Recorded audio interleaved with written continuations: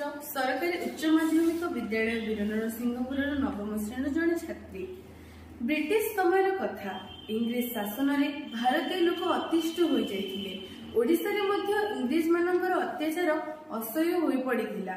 सेही समय कथा ओडिशार पश्चिमांचल रे घेंस बोली एक गाँ थिला।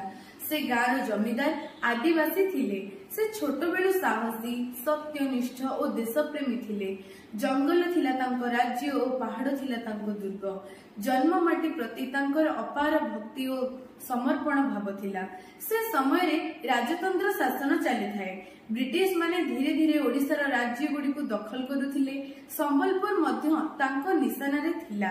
राजा को मृत्यु परे राज्य को निज नियंत्रण से माने रखुथिले। एही अन्याय से सही पारु नथिले।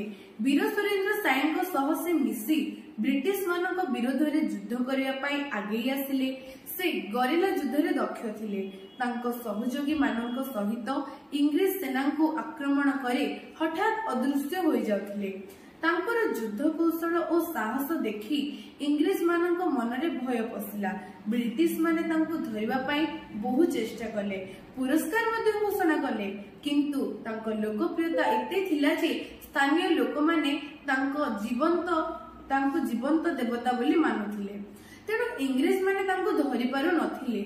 बहु चेष्टा परे इंग्लिश सेना तांको धरिबारे सफलता हेले।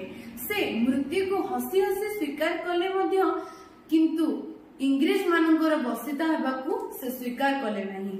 से हेउछंती ओडिशार महान नायक उत्कल मातार वीरपुत्र देशप्रेमी माधव सिंह।